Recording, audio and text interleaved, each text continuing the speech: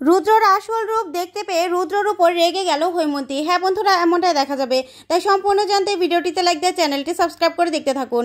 গল্পের শুরুতে দেখা যাবে রুদ্র তিওয়ারিদের নিয়ে রিসর্টে আসে। তারপরে রুদ্র সে ইলেকট্রিক সুইচের ওখানে যায়। তখন তিওয়ারি বলতে থাকে, দাদা এখানে কি হবে? তখনই রুদ্র বলতে থাকে, গাধা, এতদিনেও আমার সঙ্গে থেকে এটা জানতে পারলে না যে ইলেকট্রিক শর্ট সার্কিট থেকেও আগুন লাগতে পারে? যাও, এখান থেকে যাও, বাইরে গিয়ে পাহারা দাও, কেউ যেন না আসতে পারে, বুঝতে পেরেছো? তারপর তিওয়ারিরা সবাই বাইরে চলে যায়। তারপরে দেখা যাবে ইলেকট্রিক বোর্ডের মধ্যে শর্ট সার্কিটের কারণে আগুন লাগিয়ে দেয় রুদ্র। তারপরে রুদ্র সেখান থেকে বেরিয়ে যায়। ওইদিকে পুরো রিসর্ট আগুন লেগে পুড়ে ছাই হয়ে যায়। তারপরে সকালবেলা দেখা যাবে পুলিশ সব রিসর্টটা ঘেরাও করে নেয়। এদিকে লাশের পর লাশ আনতে থাকে। তখনই রায়চৌধুরী বাড়ির সবাই চলে আসে। ওইদিকে কাবেরী, শানু আর অরুণা আসে আর কান্নাকাটি শুরু করে দেয়। তখন কাবেরী বলতে থাকে, কি হয়ে গেল বলো তো, কি হয়ে গেল? তখনই সেই রিসর্টের মালিক সেখানে চলে আসে। তখনই কাবেরী বলতে থাকে, এরকম একটা রিসর্ট বানালেন, হঠাৎ করে আগুনটা কি করে লাগলো, কি করে লেগে গেল আগুন? তখনই সেই লোকটা বলতে থাকে, ম্যাডাম যতদূর যা জানতে পেরেছি শর্ট সার্কিটের কারণেই এই আগুনটা লেগেছে। কি বলবো বলুন তো, আপনাদের কাছে ক্ষমা চাওয়ার ভাষা আমার নেই। তারপরেও কি বলবো, আমি কিছু না বলতে পারছি না, কিছু বুঝতে পারছি না। তখনই কাবেরী বলতে থাকে, এত বড় একটা রিসর্ট উদ্বোধন করলেন আর এরকম শর্ট সার্কিট হতে পারে সেটা আপনারা খেয়াল করলেন না? কি করে পারলেন না বলুন তো? এই বলে কাবেরী কান্নায় ভেঙে পড়ে। তখন শানু বলতে থাকে, কাবেরী নিজেকে সামলাও, সামলাও তুমি নিজেকে। তখনই দেখা যাবে একটার পর একটা লাশ আনতে থাকে। ওইদিকে রুদ্র নিজের লোকজন নিয়ে সেখানে পৌঁছে যায়, ফুলের তোড়া নিয়ে সেখানে পৌঁছে যায়। তারপরে সাংবাদিকরা সেটা নিউজ করতে থাকে আর বলতে থাকে, দেখুন এখানে লাবণ্য সান্যাল সে নিজের পরিবার নিয়ে এক রাত কাটানোর জন্য এই রিসর্টে এসেছিল, কিন্তু তারা সবাই লাশে পরিণত হয়ে গেছে। এখানে আগুনে পুড়ে সবাই ছাই হয়ে গেছে। আর তাদেরই পাশে দাঁড়ানোর জন্য তাদের বিরোধী দলের নেতা রুদ্ররূপ সান্যাল চলে এসেছে। তারপরে রুদ্রকে সাংবাদিকরা অনেক কথা জিজ্ঞাসা করতে থাকে আর রুদ্র কান্নার নাটক করতে থাকে আর বলতে থাকে, লাবু এখন আমি কি করব, তোমাকে ছাড়া কি করে থাকবো? তারপরে সাংবাদিকদের কথার জবাবে রুদ্র বলতে থাকে, আমি না কোনোদিনও ভাবতেও পারিনি রায়চৌধুরী বাড়ি এভাবে শেষ হয়ে যাবে। আমার শ্বশুরবাড়ি তো যাই হোক না কেন, আমার বিরোধী দল হলেও লাবু তো আমার স্ত্রী ছিল, তাই ওর জন্য আমার কষ্টে বুকটা ফেটে যাচ্ছে। আসলে আমি তো অসুস্থ ছিলাম, তাই আমি দুদিন একটু বাইরে ছিলাম, আর এখন এসে দেখি এই অবস্থা। আমি তো নিজেকে কিছুতেই সামলাতে পারছি না। তখনই টিভিতে এই নিউজ দেখে লাবুরা সবাই চমকে যায় আর হৈমন্তী অবাক হয়ে তাকিয়ে থাকে। তখন লাবু বলতে থাকে, আমার না ভালো লাগছে না, ওর নাটকগুলো আমার আর সহ্য হচ্ছে না। তখন রোহিত বলতে থাকে, দিদি তুই নিজেকে সামলা, দেখ ফুলকির বলাতেই শুধুমাত্র আমরা এখানে চলে এসেছিলাম, ফুলকির জন্য আমরা সবাই প্রাণে বেঁচে গেছি, না হলে সবার তো আজকে এই পরিণতি হতো। তখন এই কথাতেই রোহিত তমালকে বলতে থাকে, আচ্ছা তমাল, তো যে বন্ধু যা রিসর্ট তাকে কিন্তু সাবধান করে দে, আমাদের খবর যেন কেউ জানতে না পারে, আমরা যে এখানে আছি কেউ যেন দুদিন পর্যন্ত জানতে না পারে। তখনই তমাল বলতে থাকে, আচ্ছা দাঁড়া, ওকে এখনই আমি ফোন করে বলছি। তখনই তমাল ওর বন্ধুকে ফোন করে বলতে থাকে, আচ্ছা তুই রুমে আছিস তো, দাঁড়া রুমটা ফাঁকা কর, আমি আসছি। এই বলে তমাল ওর বন্ধুর সঙ্গে কথা বলতে চলে যায়। তারপরে পায়েল বলতে থাকে, ফুলকি এবার আমাদের সবাই কিন্তু সাবধানে থাকতে হবে, আর তুমি আমাদের জীবন বাঁচিয়েছ। তখন ফুলকি বলতে থাকে, আমি জানতাম জামাইবাবু এই কাজটা করবে, আমি জানতাম কিছু না কিছু করবে। তখনই ঝিনুক বলতে থাকে, ভাগ্যিস ফুলকি আগে থেকে আন্দাজ করতে পেরেছিল, না হলে যে আজকে কী অবস্থা হতো আমরা কেউ বুঝতেও পারছি না। তারপরে ঝিনুক বলতে থাকে, আসলে ভাই এই সময় আমি এই কথাটা বলতে বাধ্য হচ্ছি। আচ্ছা তমালবাবু যে বন্ধু সে বিশ্বস্ত তো?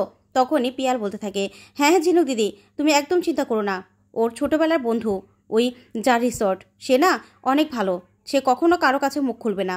তারপরে ফুলকি বলতে থাকে, দুদিন পর্যন্ত আমাদেরকে গা ঢাকা দিয়ে থাকতে হবে, কিছুতেই ওই রুদ্ররূপ সান্যালের সামনে গেলে চলবে না, ওর আসল রূপটা এবার সবার সামনে আসতে হবে। তখনই লাবু বলতে থাকে, কিন্তু কেউ কি বুঝতে পারছে, এই যে মা কি বুঝতে পারছে যে ওনার জামাই এই কাজগুলো করেছে? কত বড় বাচ্চা আমরা বেঁচে গেছি।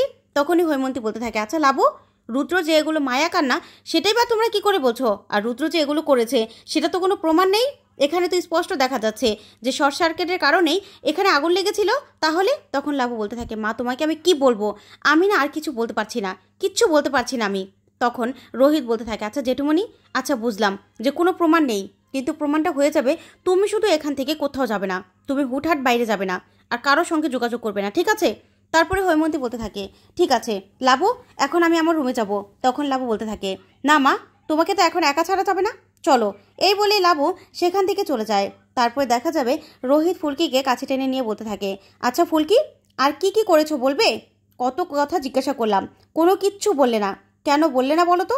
তখন ফুলকি বলতে থাকে, স্যার কি বলবো বলুন তো, আর কিছু লুকাইনি আপনার কাছ থেকে, আমি বিশ্বাস করুন আর কিছুই লুকাইনি।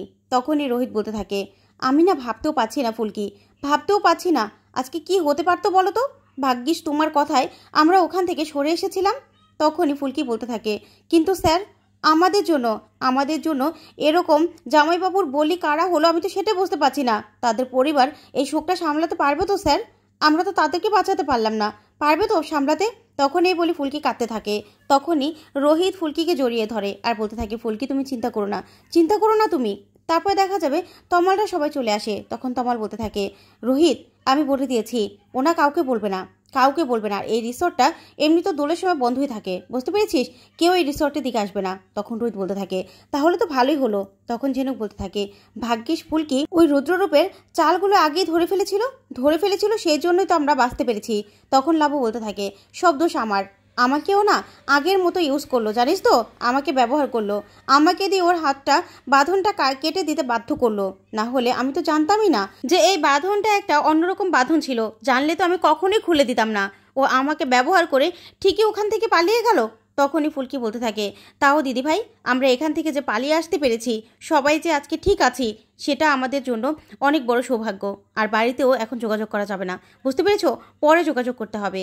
তখনই ফুলকিরা মনে মনে ভাবতে থাকে যে কেমন করে ওই রিসোর্ট থেকে ওরা চলে আসলো। তারপরে ফুলকির কথায় লাবু ওরা সবাই মিলে ঠিক করে যে সেখান থেকে ওরা চলে আসবে। তখনই লাবু সবাইকে সবটা জানিয়ে দিয়েছিল যে রুদ্রকে ওরা সেখানে আটকে রেখেছিল গোডাউনে। তখন হৈমন্তী রেগে যায়, বলতে থাকে, লাবু তুমি এটা কাজ করেছো? তুমি রুদ্রকে গোডাউনে আটকে রেখেছিলে? তখনই লাবু বলতে থাকে, হ্যাঁ মা, ওর মতো নরপিচাসকে আমরা গোডাউনে আটকে রেখেছিলাম, ওর মুখ থেকে সব সত্যিটা বের করতে চেয়েছিলাম, বুঝতে পেরেছো? না হলে কিন্তু বের করা যেত না। এখন ও আমার লোকদেরকে মেরে ওখান থেকে পালিয়ে গেছে, তাই যে কোনো সময় যে কোনো কিছু করতে পারে। চলো আমাদেরকে এখান থেকে যেতে হবে। তখন হৈমন্তী কিছুতেই রাজি হয় না। তারপরে হৈমন্তীকে সাথে নিয়ে ধরে বেঁধে ওখান থেকে বেরিয়ে আসে রোহিতরা। তখন রোহিত বলতে থাকে, ঠিক বলেছিস দিদি, এখান থেকে যদি আমরা বেরিয়ে না আসতাম না, তাহলে আজকে আমরা সবাই মরে ছাই হয়ে যেতাম। ভাগ্যিস ফুলকির কথাটা বিশ্বাস করেছিলাম। তখন ফুলকি বলতে থাকে, আমি জানতাম জামাইবাবু এরকম একটা কিছুই করবে, কারণ জামাইবাবুকে তো আটকে রেখেছিলাম আমরা, কিন্তু কোনো কিছু তো আর স্বীকার করাতে পারিনি।